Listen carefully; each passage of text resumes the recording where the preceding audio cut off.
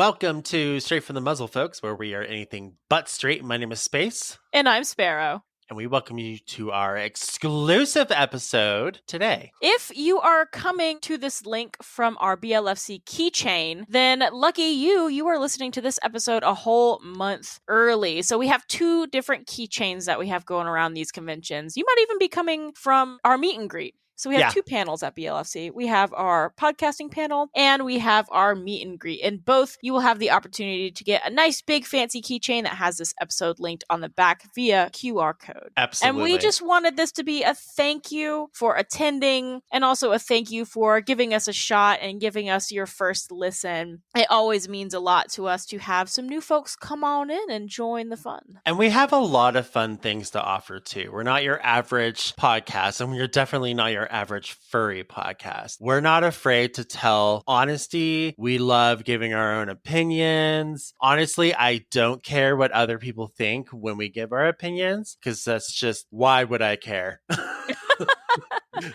is the beauty. You talked about so-and-so, you're a bad furry. Great, but you listen to my episodes. That's a good stat. Hooray.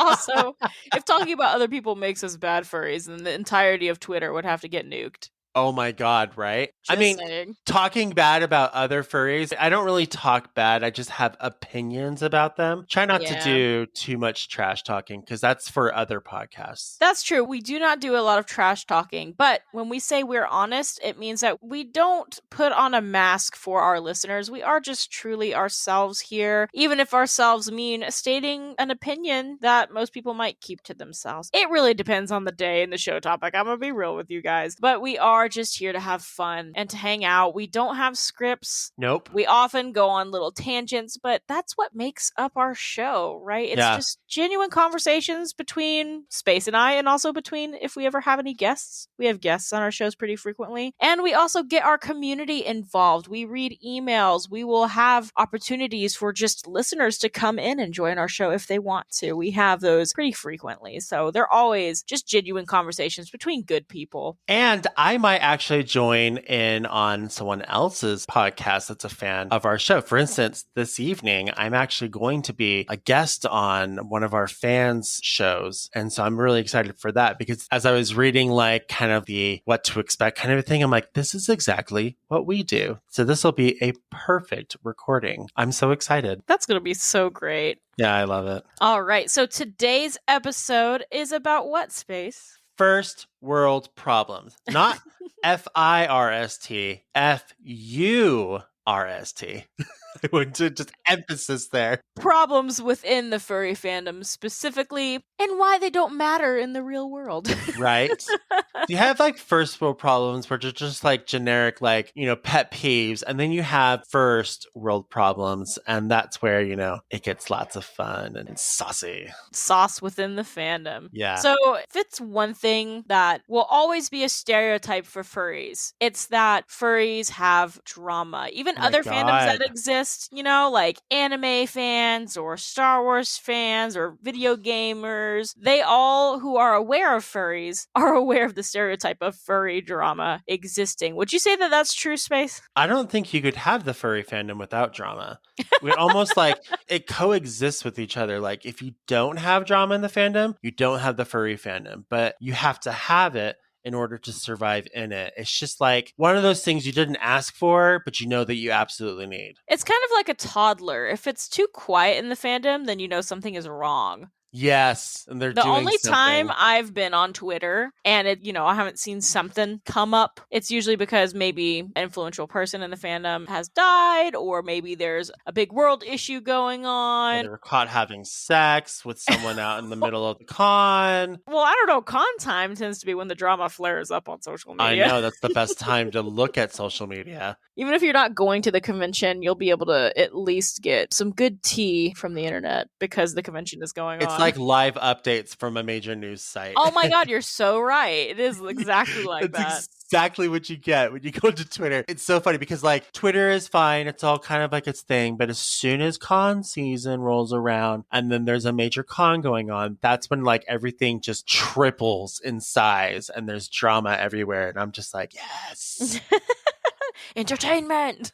Entertainment. Oh my God. So there's a lot of reasons why this stereotype could be seen as true. And I think one of the major aspects of that is because the fandom is so small. And it might not feel small, especially to people who have been in the fandom for a long time. Because when I first joined the fandom was probably half of the size it is now. But it is still small compared to other fandoms, compared to, again, people who are gamers, people who are into anime, people who are into Star Wars. Like, those are ginormous fandoms. But the furry fandom is still very small. And with less people comes more knowledge. It's kind of like that saying, when you live in a small town, can't get away with anything. Right? It's weird though, because like it feels so big, but it's not. It's like a Willy Wonka door. It looks really tiny from the outside. You open it up, you go in, and it's huge, but it's not as big as you think it is. So because it is smaller and because it is very much a community,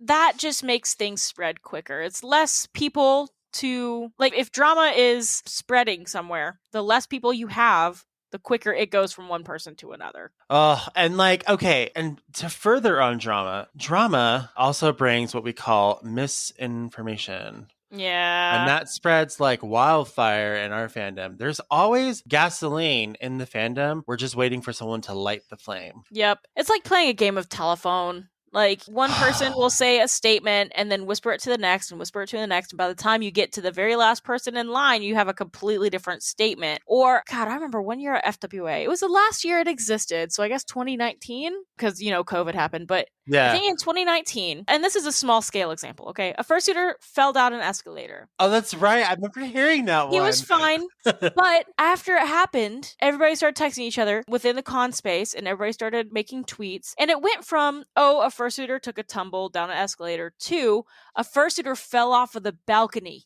Yeah, those I remember are two completely different things. Falling down an escalator, yeah, that sucks. You can get hurt, or you can break an arm or whatever. Falling from a balcony, that can kill you. Two completely different things. Yeah. So we thought that when we heard this information, we didn't hear a fursuiter fell down an escalator. We heard a fursuiter fell off the balcony from inside. And I was like, oh my God. And I was Googling it. I could not find anything on it. And I'm like, what the hell? How about we don't spread information we don't know is 100% true? Yeah. Like, is it really that hard? It is. Outside the fandom, even, misinformation is just so easy to spread and to catch. But in the fandom, because it is so small, misinformation could just spread so quickly. And that's something you gotta be mindful about. There's different things with misinformation too. I'm going to focus on one iconic thing from BLFC of 2021. I wasn't there. Some of you who may be listening will roll your eyes because you know exactly what I'm going to talk about. The pizza. The pizza. The pizza. I, to this day, still don't know 100% what exactly happened, but I know for a fact that all the stories that came from it are bullshit. Oh my God.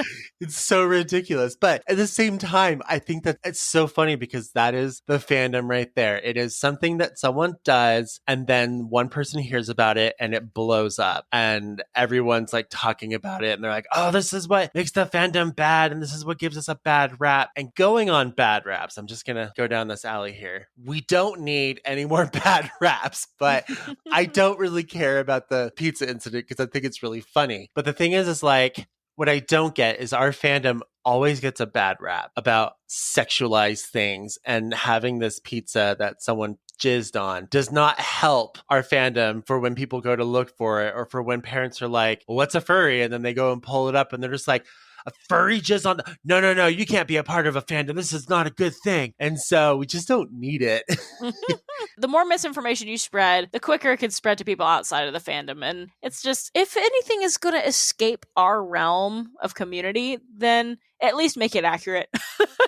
I don't get it, right? So like, it escapes our community and then we're the major target. How do anime conventions not get bad raps? Because all it is big ass boobs and over-sexualized characters everywhere. Yeah. And yet that's okay in society. But as soon as a furry comes up in topic, it's like, oh, gross, you're one of those. And it's like, what the hell? You guys have Yeah. like worse content than we do. That makes no sense. Yeah, because like if we look at the hypocrites of anime fans versus furries, that could be a whole show on its own. Oh. But it's like whenever people who are anime fans are like, oh, furries are sexual deviants and this, and that. And I'm like, well, at least when I go to a furry convention and walk around, I only see like, you know, funny animal people walking around. I go into the artist alley and I see safe for work art. I see plushies, whatever. And in order to get to the not safe for work stuff, I have to show my driver's license and go to a completely different room. And even then, all of the artwork, all of the items you could buy in the not safe for work part of the dealer's den is all adult consensual art versus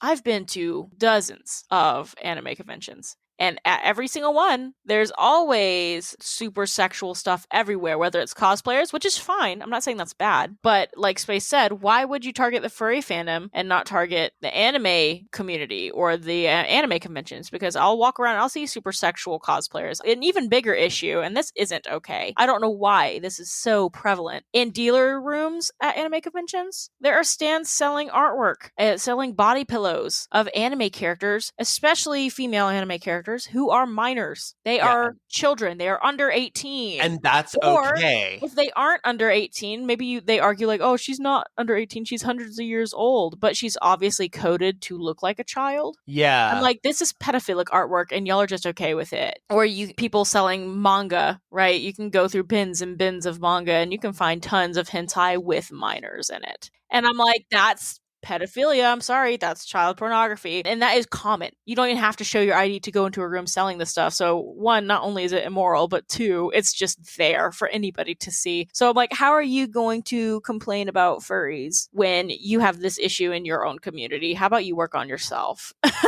It's so annoying. And like the thing is I don't mind having artwork of someone that's 100 years old, but they look like a child. That's one thing. But when you make it sexualized, it blows my mind because it's not a big deal and no one cares. And then here when we do something, and of course we kind of do it to ourselves, to be honest. But when we do something, it's like we're the target. You know, I get it. That's probably what it is. We are the target of all fandoms around us. Because we're so easy to make fun of. We're so easy to point fingers at that no one ever thinks about other types of fandom that are way worse than we are. Yeah. And I think the reason why we're such an easy target and the reason why even drama within our own communities can spread so quickly, well, and Twitter, is because furries are very passionate about what they do. They're passionate about their hobbies, they're passionate about their lifestyle, and they're passionate about the people within that community. It's a safe space. It's a community for a lot of people that don't feel welcome elsewhere. It's a very LGBT heavy community. A lot of people in the furry community are not neurotypical. Maybe they have ADHD. Maybe they have autism. And this is a place where they feel welcome and they feel safe. And because furries are people first, we don't enjoy just franchises. We are not here to enjoy a specific TV show or a specific movie or something some company created. It'll come up, but it's not the core value. Yeah, it's not the core value. Like we have our Beastars and we have our Garfields and like things like that. But overall, we are fans of ourselves and we're fans of other artists. You go to an anime convention, and I keep bullying anime here. This is just an easy example to I know, we're trying to make it easy so that they can take more bad rap than we can. Okay. If you go to an anime convention and you go into an artist alley, you see a lot of franchise stuff, a lot of factory stuff like manga, DVDs, figures, plushies, right? Or you'll see artists that do not necessarily manufactured stuff, but they remake new styles of characters that already exist. Yeah, so even if artists are there, they're selling merchandise of characters that are not their own. It's fan art, which is fine and valid. And I'm sure they create their own stuff too, but it's not... Mm-hmm. So it's a mixture of artists made things, but mostly it's a lot of companies coming in and selling merchandise that already existed from Funimation or from whatever. Yeah. But you go to a furry convention and you don't see any of that. It is all artists. There's not a place for artists separate.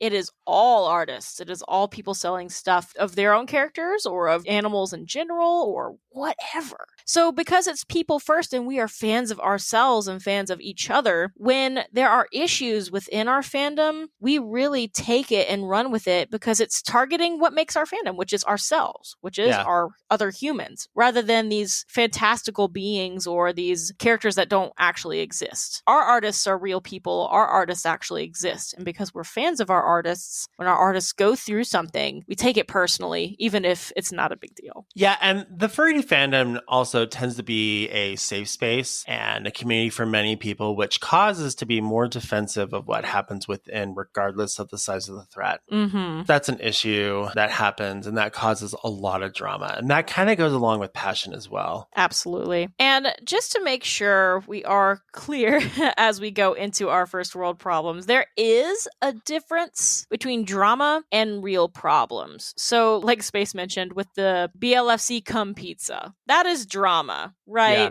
Like, some people did a sexual thing on a pizza. Okay, haha, whatever. That might make you mad. That might make you laugh. But that's not something that's going to make the national news. Right. It may be a real problem, but it's a real problem within our own fandom, not for society.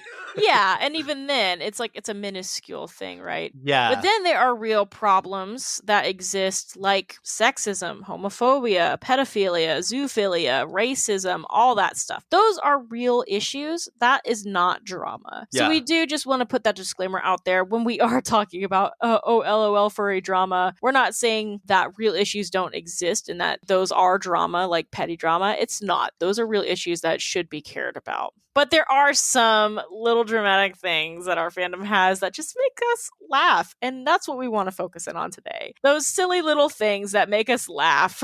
They're like the classic tropes of the fandom. And then like you think about it and you're just like, oh my God, yeah. Like teenage drama, but replace teenagers with just adults that dress up as animals and draw animals all the time. Yeah. That sounds so sad. So how does this all tie into first world problems then? So drama is the equivalent of first world problem issues. So it's things that are blown out of proportion or that are made to be a big deal when in reality, it's just very minuscule in comparison to other issues that should be focused on. Now, we have quite a large list of the best first world problems that we could think of. We're going to go over the more classic ones here first, and then we'll delve into the other ones. So some classic ones you're going to hear... Things poodling. Like poodling. I'm sorry, just the word poodling makes me laugh because I don't care if the word poodle is already goofy and then you add ing to it and I'm like poodling, poodling, poodling. I really don't care. And I have a friend, he's like, this is how fursuiting should be. And I'm like, there's no rule on how someone can fursuit. So I don't care if they poodle as long as they don't ruin the magic. So for those who might not know, poodling is when human skin is showing while wearing a fursuit. So let's say you're wearing a head and hand paws and a tail, but you don't have arm sleeves. So you're wearing a t-shirt and your human arms are out. Or maybe you're wearing a tank top or whatever, right? You know, I think the one form of poodling that should be banned is wearing everything and everything is covered, but your bare feet are out. Gross. You're just raw dogging your toes on the con floor. No, I wouldn't. That's illegal. That's gross. You shouldn't do that. That's unsanitary. I don't care if you're like, I want to have my feet on the ground. I don't believe in, man-made stuff. And I'm like, the carpet is man-made. Put your damn your shoes on. fursuit is man-made. God. Oh, that's the only form of poodling. I've never seen that before, but it sounds cursed. And it sounds like it might actually happen now. Oh, no, please don't. Something else that's considered drama in the fandom is mersuits or mersuiting. And mersuits are fursuits that you can have sex in. Not all fursuits are mersuits, but they do exist and they're not as controversial as they used to be, actually. Back in 2010. Yeah. Oh my God. There were Tumblr pages that were like mersuit beware. Yeah. And they would essentially hunt down proof of people being mersuiters and then they would post their fursuit online and say, warning, this person's a mersuiter. But that is not a thing anymore. To define, if you're not sure what a mersuit is, it's a fursuit that you can have sex in. Yes. Basically, they have things like SPH, which is special placed hole. Yeah, special placed hole, which where your ding dong goes, or where your bum hole is, or your slit in your clit. I don't like the way you said that. I think I'm gonna go vomit now. A slit for the clit? No, I'm just kidding. Jesus so Christ. Ew! I don't even think you could locate a clit on a diagram, my dear. I don't think a man could. Oh, Jesus. Jeez Louise. But yeah, like mersuits like that. The thing with mersuits, though, is that they're getting really good where they're cleverly hidden that you can't tell. Oh, yeah. Even if you're not wearing shorts or underwear over it, like, they've gotten so good at making zippers that are hidden that you just can't tell. But okay, I just want to go into this real quick. It's on our other list, but underwear on fursuit. This is what I don't get. So, that shouldn't be on a fursuit. I don't understand how that's appropriate. And two, that just makes me think you're a mersuiter and you're just kind of like throwing it out there because you know you can. Look at you making mountains out of molehills. It's so ridiculous. It's like, okay, men can walk around in their underwear and it's totally fine. But as soon as a woman walks out in her bra and panties, it's like, oh no, close the doors. You know what? Last FWA, one of my roomies identified as a woman, is a cis woman, and she... She was like, you know what? After 11 o'clock, I'm going to put some panties on my fursuit and walk around. And I said, oh, like fursuit underwear. And she said, yes, but you never see panties. You never see female fursuiters doing it. No, you don't. And then she was like, I see the male fursuiters doing it all the time. And I just want to protest. So she bought some like extra large underwear. That's awesome. She put her panties on over her fursuit and was just walking around the con during after dark hours. Like, it was so funny. I loved it. But see, that's the thing. After dark hours are one thing. But at a convention, like at BLFC, there are after dark hours, but fursuiters still wear underwear over their fursuit on daylight hours for everyone to see. And I don't understand why that's a thing and how that's acceptable. If it's a con where minors can attend, you should definitely keep it until the after dark hours start. Because I know FWA, you have to have a parent or guardian with you if you are a minor, like legally. They won't let you. So it is a more adult convention, and we even have, I think it's called the Midnight Festival or something like that at FWA this year. They're having an after dark adult only event in the showroom this year where you're welcome to wear kink gear. I would love to go. There's going to be not safe for work dealer tables. Puppies. Like, yeah, there's going to be a lot of puppies probably. So, oh my God, and I'm really excited for that. It's nice to see a convention embrace some adult parts of the fandom, but to give you a space to do it, because that might reduce the amount of people wearing kink gear out on the con floor, because now they have an event to wear it to. You know what I mean? And it's in a safe, closed off area during after dark hours when minors are 90% probably not going to be there. That's a really good idea. It's such a great idea. BLFC's schedule hasn't come out yet. And of course, if you're listening to this, it's already come out. But when we're recording it, we have like our panels are scheduled, but I have no idea like what artists are going. I have no idea what actual schedules are ready to go. They're still kind of in that planning stage. Yeah. So I'll get excited for it, I'm sure, like a couple weeks before. We're almost a couple weeks before. We're a week out. Yeah, 2 weeks until FWA and then a month until BLFC. Oh, I'm so excited. I'm already in vacay mode. Back to the list. All right, another one is fursuit making methods. If you are new to the show, I am a professional fursuit maker, and being in the fursuit making community, fursuit making methods is just something that gets thrown around all the time. I think the most recent piece of drama on Twitter is whether it is considered low quality to not line your hand paws. And everybody was like, why is that like the make or break? It's not bad quality to not line your hand paws. It's not good quality to line your hand paws. It can go either way. Some people don't like lining in their hand paws. Like, it was just a whole big discussion on just lining hand paws. And this happens so often. Like, what should you use to make this part of the fursuit? Or should fursuits that are high quality have this aspect to them? And it's like, there are hundreds of different ways to make a fursuit. And saying that only one way is the correct professional way is like stupid. Another example of first world problems is open versus closed species. Oh God, why don't you go into that one?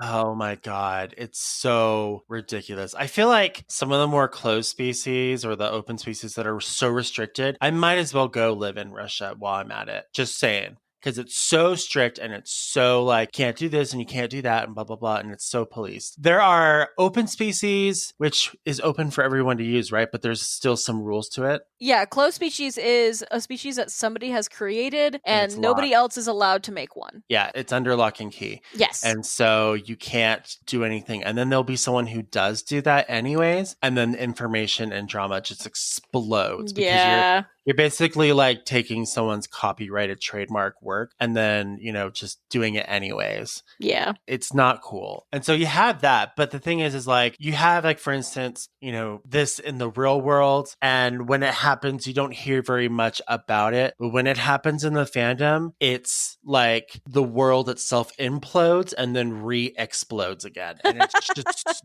it's so awful. Oh my God. Things go wrong. We have an episode about open versus closed species as well. Yeah. We have a lot of episodes about a lot of these things, actually. That we talk about it or that we'll re-talk about it in other episodes because opinions change. Yeah, so feel free to browse our gallery, see if any of these intrigue you. You might be able to find a whole 30-minute or hour-long discussion about it. We have a more recent episode about this next one, which is fursuit pricing. Yeah. And fursuit pricing is another thing that's been thrown around online about, how much should fursuits be? Why do fursuits cost so much? Why shouldn't they be cheaper? Why should they be cheaper? Like, that's just a whole argument that happens every single day. I feel like the arguments and the conversations around fursuit pricing is just like the fashion industry almost. It's just ridiculous. And everyone like snipes at each other. And it's like, you can't be doing prices that high for your quality, kind of a thing. It's just, I hate it. It is sad. So and especially dumb. Since it's, again, artists first. We're humans first. So when you're a human being, you're an independent artist making this extreme wearable art piece. Like it takes hours upon hours. And then people are like, you shouldn't be charging that much. It's like, okay, these aren't the Dickies jeans you buy at Walmart, my dude. No, yeah. And the other thing is fursuit designs. And we're talking like sparkle dogs, basic designs, copywriting colors and markings. Yeah, this could be for fursuits or just for fursonas in general. People will argue left and right about how you can't copyright markings, you can't copyright colors. And I roll my eyes, which is just right there a first world problem because I'm like, are we serious right now? Like somebody who has a basic husky fursona that's just like white and neon green, and they're like, you can't copy my fursona. It's like, it's literally just a husky with different colors. You can't, there's gonna be probably 50 other people with that same fursona, and you're just they should just call them highlighters. That's what they should. Yeah, highlight puppies. Yeah, highlight puppies, because that's literally like someone took highlighters out of a box and just colored their fursona. And it's always neon. Always. I don't get it. It's always neon. It just makes no sense. God. Kink talk. Oh, yeah. Kinks. There are so many different kinks within the fandom. Oh, yeah. And there's always some controversy going on with some of them. Always. And then as soon as someone finds out, it spreads like wildfire on Twitter. And then you're just like, I can't believe I'm a furry. Yep. I hate this. Especially kinks in spaces like conventions. Yeah. Like we mentioned earlier, wearing kink gear on the con floor. Should that be allowed? Should that not be allowed? Or, whatever. It really depends. It does.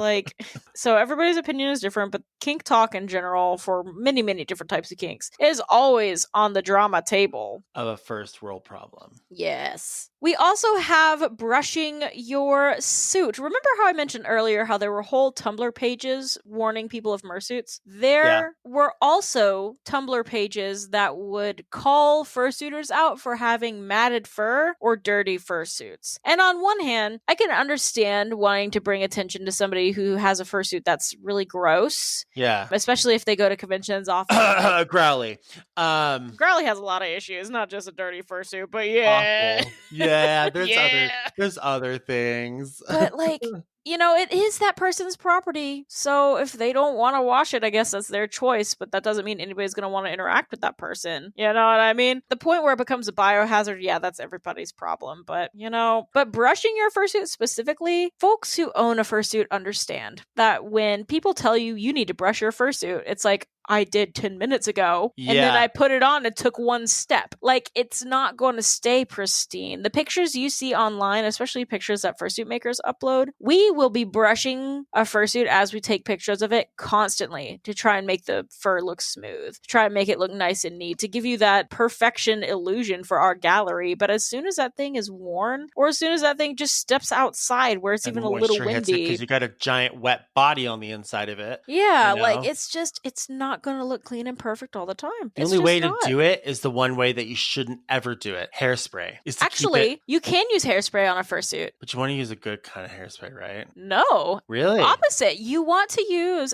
You know what? Here's some tips and tricks for y'all. You can use that. Oh, is it called like Aqua something? Aquanet? Aquanet? The cheap ass. Yeah. It's because fursuit fur is synthetic plastic, and Aquanet works great on synthetic wigs. And this is a good tip for anybody. If you're a fursuiter, spray some Aquanet on your hands and then just pet your fursuit. Because even on the short shaved parts on the face, even that will get disheveled. Because fursuit makers are humans, and getting a clean shave, it is common to be able to have a clean shave, but even so, if a fursuit gets ruffled up, it's not going to look clean. But if you put a little bit of hairspray and you just pet down the face of your fursuit, or if you want your hair tuft to stick up, then, put some hairspray on it, style it. It'll stay like that for much, much longer. Now, I wouldn't do it to your whole bodysuit. That's a lot. But things like face, hair tufts, maybe even tails, totally use hairspray. It is awesome. I have a fursuit that has a mohawk made out of brushed yarn, and I just doused that shit with hairspray. And it has stayed completely stiff and upright for months now. It's totally fine. And it can clean hairspray out too, just a wet rag. Another thing is NSFW art. Mm-hmm. Or as it used to be called, YIF art. YIF is not a popular word anymore. No, it's more one of those words. It's a cringe word. It's a cringe word.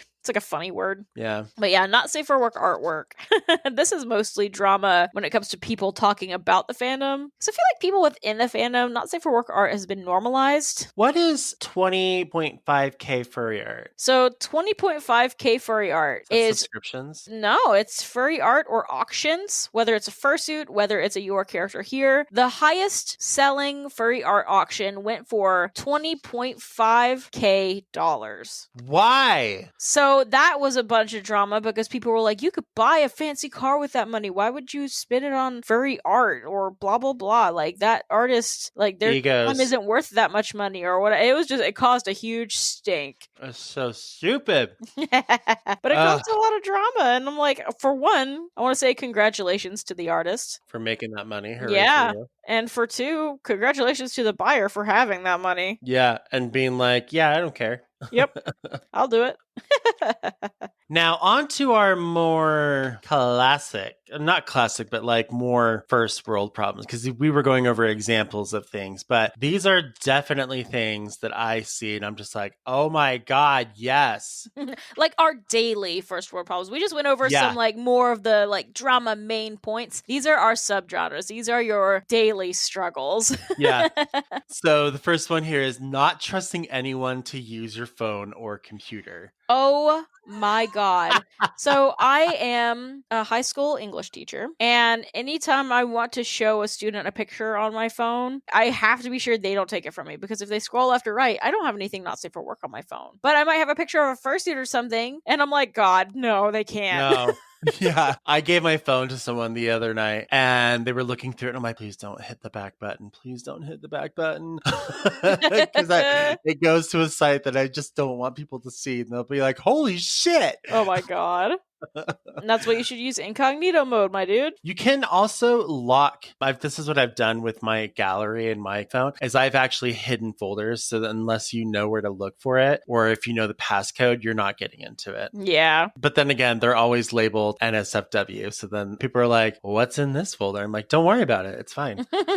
Ugh. Unshowered people at conventions. Ew! Ugh. 621 people. Come on, follow the rule. You gotta follow the 6-2-1. 6 hours of sleep, 2 meals, 1 shower. Yeah, Minimum. At least. So gross. Registration lines. God, con lines are almost always at least an hour long, which The worst. sucks. You want to Always get there sucks. at the beginning of the day. You never want to get there any other time of the day because it's always super long. God, And there's always problems with registration. that I is. don't have you on the roster. I paid for it. Here's my receipt. Yep. Give me my badge. Good lord. Oh my God. So we were just talking about this, but underwear on fursuits. Mm-hmm. Gross. There's also people who come into your inbox and just say hi.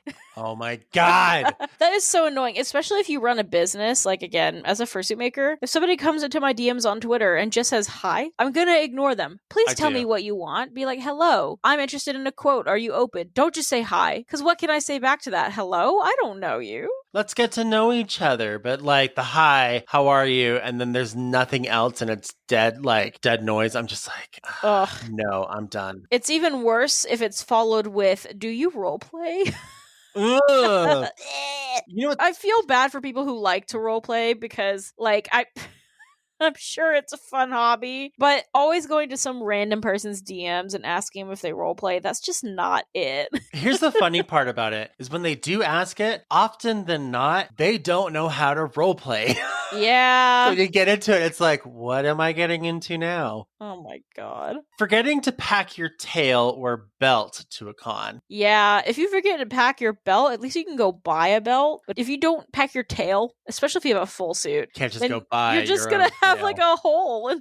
Yeah, it's just there's that putting on your suit and then needing to use the bathroom afterwards. I get pre-suit up anxiety, and when I feel anxious, I feel like I have to pee. So I will use the bathroom literally like 2 or 3 times before I put on my suit. And then even after that, when I put it on, I'm like, oh my God, do I have to pee right now or do I just feel anxious? And I'm like, I know I don't have to pee because I just pee. Just put a diaper on it, whether you're a diaper fur or not. Gross. No.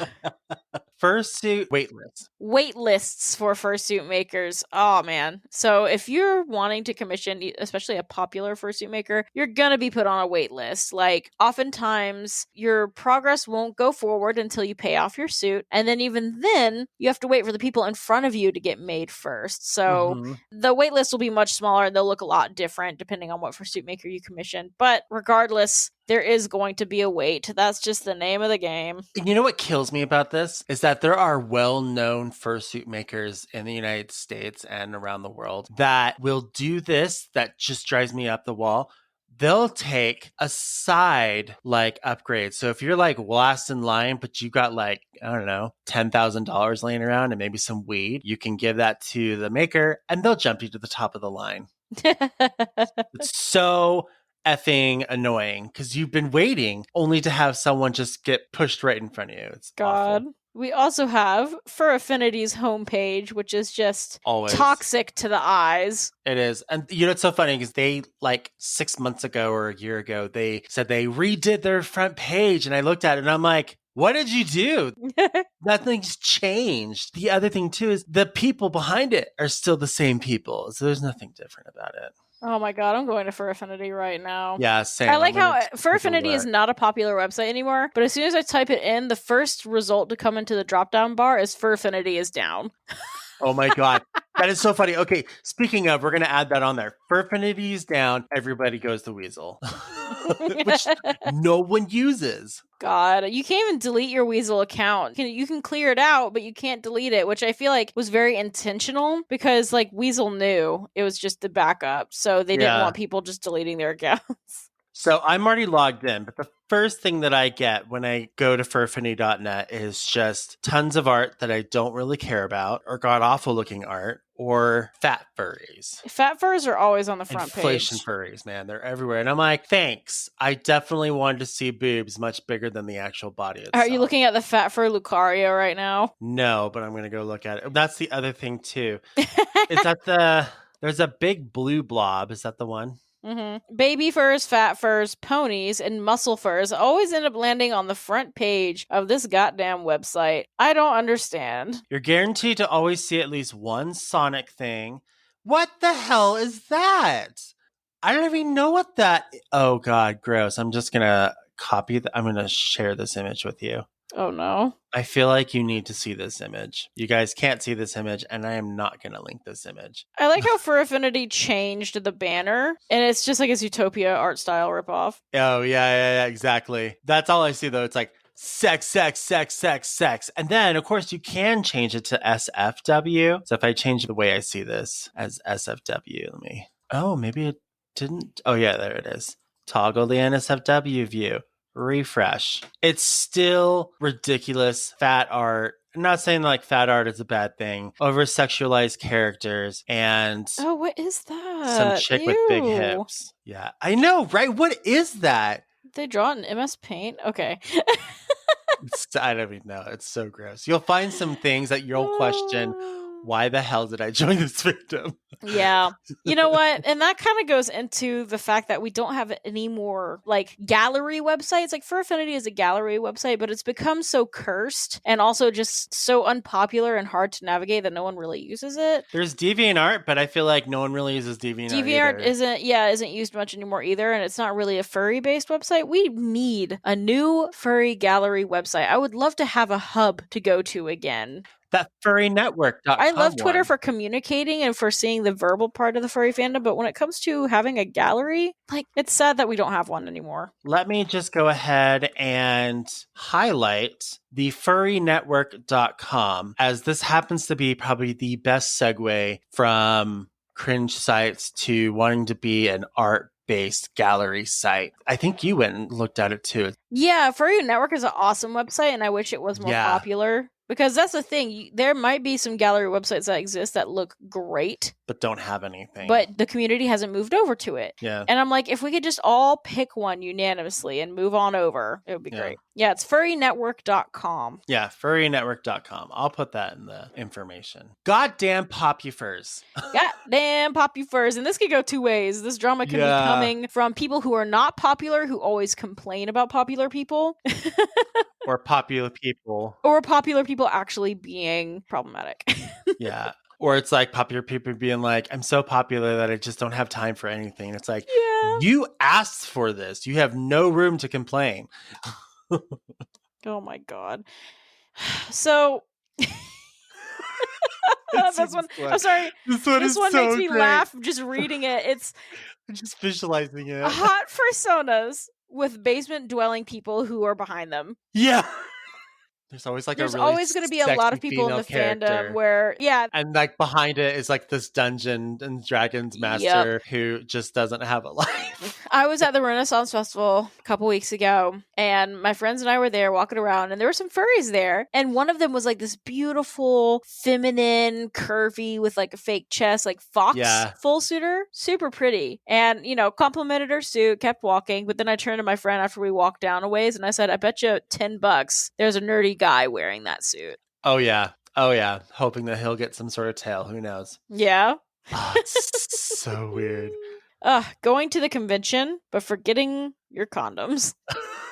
This is a very gay man problem. I don't have this one. It is, because there's so much sex that happens at furry. I've actually heard people, and I know people who just go to conventions to have sex. I mean, it's a thing, and it's not like, not to say that you go to a con and it's like there's orgies everywhere. They're all behind closed doors. If you go to a convention, you wouldn't know unless you have been invited into those rooms, right? Right. But they do, like, if you go to Mertube or whatever you use, there's always going to be like... If a convention happened recently, then you're going to see at least like 10 new videos from different people, like, like BLFC 2020 orgy or whatever. Is there something really called Mertube? Mertube, yeah. Oh, I'm going to have to go check this out later. Oh my God. What? I'm not afraid to say that I like the kink. No, I mean, I get it. Why would I know about it if I haven't looked it up? But yeah, that's a website. Okay. When you go to a con and you're sleeping in the bathtub because your con hotel room is so crowded. Yes. A lot of people will overbook their hotel rooms to save money. but then sleep on the floor. but then you they have to sleep on the floor with like table. 3 other people. It's so true. Going to the gaming room and it's always full. God. Always. Or all the games are taken, or all the tables are totally filled up with people. It's always a thing. A whole week single, still no mate. No one loves me. God, I hate it when people refer to their partners as mates. Yeah. It low-key grosses me out. It's so true. Like, okay, like newbies in the fandom, they're like, I got a new boyfriend and he's like 16 or something or 18 and we've been together for a week and love is forever with us. And then like a week later, they're like, I have a new boyfriend. Do you know what a boyfriend is? Do you know what I mean? I don't think you do. God. Then you have people in chat. Let's say you're excited to go to a convention and you're talking to your friends in chat, but then the downer of the group is always like, man, I wish I could go, ... frowny face. And it's like, everybody's just talking about the hype for a convention, and then someone always has to pop in like, oh, I can't go, my parents won't let me. Oh, I can't go, I'm too poor. And it's like, bro, you're allowed to be sad that you can't go to a convention, but stop trying to like rain on everybody else's parade. Having no grasp on anatomy, but being a furry porn artist. You can get away with anything as long as you stick a dick in there. Oh my god, that's what I was gonna say, like a giant penis that the own furry person is riding on because that's how big it is. When you discover that your favorite artist is problematic. Yep. Oh man, this has happened to me. My absolute favorite artist, they have like 3 different names, so I'm not even going to list it, but my favorite artist ever, about 5 years ago, came out as being a zoophile, and I was like, God damn it, now I gotta block them. And like, I have badges and art by them, and I don't bring them to cons because I feel bad, but they're still my favorite badges, and I'm so sad. And I have a fursuit maker that I absolutely adored. They had like really neat and just really cool design suits, and the texture was everything. And I really wanted it was on my bucket list. I'm going to go ahead and say it, Sparky Can Do. But then they came out and I heard that they had like homophobia things and they were against like transsexuals. And I'm just like, transgenders, thank you. And I was just like, oh my god, now I gotta block them and I can never have that. Like, I will never get a fursuit that is as detailed as that. And now it's ruined. You know, I always have a bad habit of I'll block a fursuit maker or an artist, and then my brain automatically goes, oh, they're not even in the fandom anymore, they're not active. But it's like, oh no, they probably are active, I just blocked them. Yeah, like you just forget about them. Yeah. Rage quitting. When people rage quit the fandom, like, I'm gonna leave the fandom and then a week later they're like, hey guys, I'm back. Also going with rage quitting because we didn't put that in there, but I saw one that was like rage quitting or faking your death only to find out that you're still alive. Like, I'm sorry, you can't like reinvent yourself and expect people to not know who you are, really. Yeah. I wonder if there has been anybody in the fandom who has successfully faked their death and came back as a new person. I don't know. There's probably something out there. There has to be. How about hiding your dragon dildos from your parents? Oh no. Yeah, if you still live with your parents but you're over 18, it could be a struggle trying to hide things from them, I'm sure. Yeah. All right, why don't you talk about the furry twink space? This is your thing, hon. Yeah, okay. So here's the thing, furry twinks, right? You may be like, what the hell is a twink? A twink is like a really young looking guy who is over 18 but still looks like a teenager. They're everywhere at the furry conventions. They're so skinny and their bodies look perfect and they always look good and they're everywhere. And I'm just like, oh, I don't like this. I'm not going to get my cheeks clapped with these guys here. No, but they're just like, ha ha ha, I'm going to have sex later. Do you want to have sex? No, I'm going to have sex with him. Or they'll be like, I've done it with him, with him, with him, with him. And they could like point around the room and it's like, gross, get away from me.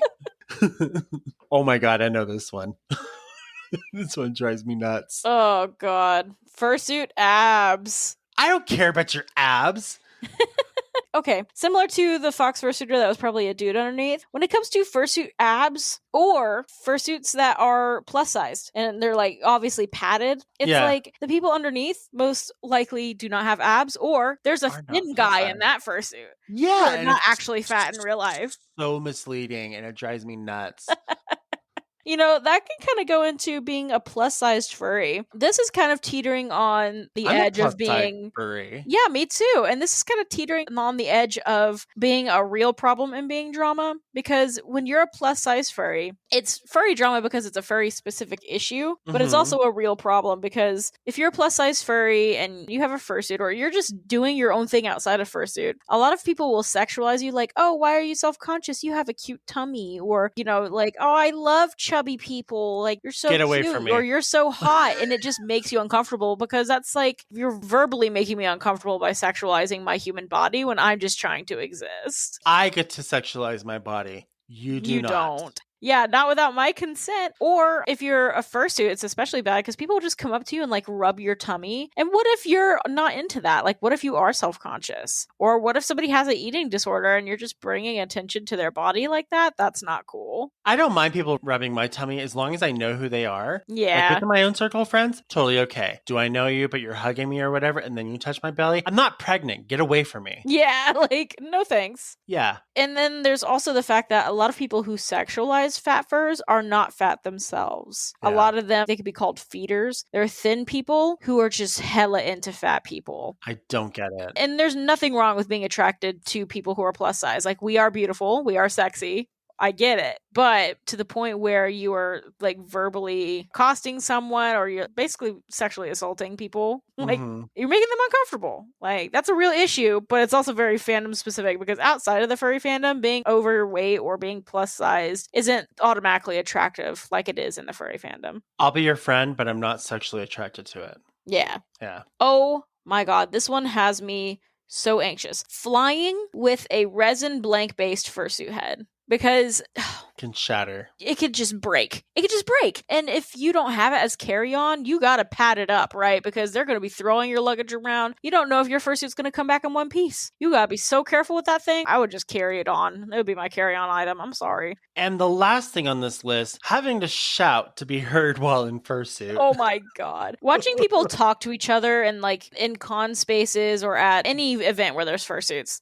It's so funny because you're just like, yeah, and then I did this thing with my friend. And I'm like, oh my God. When you take your fursuit head off in the headless lounge, people are still talking loudly because they forget. Yeah. I don't even know how I'm going to talk in fursuit, to be honest. I don't know what my voice will be. It just depends on how I feel that day. I might get high pitched. I might not. We'll see. Yeah, some people don't talk in fursuit at all, and that might be the easiest route to go, honestly. I talk in some of my suits, and I don't in others. It just depends. I'll tell you what, though. Those, like, digital ones that have, like, voice speakers and stuff. Those are so cool. Those are so cool. I see those, and I'm like, I want you. So that's it, folks. That is Furst World Problems. If you're new and you liked what you heard, then continue listening on. You'll be able to go back to our actual episodes from this link. So that's really cool. And you can further listen on and subscribe. And then, of course, if you want to send us an email, you can always do that, which is talktothemuzzle@gmail.com. And that information is always below, available for anyone. We also have a Telegram chat if you would like to join. It's a really awesome community filled with some really kind people. It's not so big that it's overwhelming, but it's just big enough to be really interactive. And if you would like to be part of the Straight from the Muzzle family, feel free to join that chat below. Yeah, it's always good. And then we have Twitter, which is @FromTheMuzzle. We're not super active on it, but we're active enough. No, we're not. We're just we have a presence. We'll say that. We're working on being more active on it. Yeah, we're getting there. But anything else you want to add before we end? We hope you enjoyed BLFC, and I really look forward to having some more folks come in and to interact with us. If you, again, like Space said, want to email us if you have show ideas or if you have any ideas on anybody you would like to see us interview, we are always open to hearing some tips and some ideas from our listeners. It is not just a one-way street. We love interacting with you, so Do you have feel your own free. podcast? I'll join. Yeah, feel free. Yeah, ask us to be interviewed. We never get interviewed, so it's fun to do it. Yeah. Well, thanks for listening in overall. We really appreciate it. And we will see you on the next episode. Bye, guys. Bye.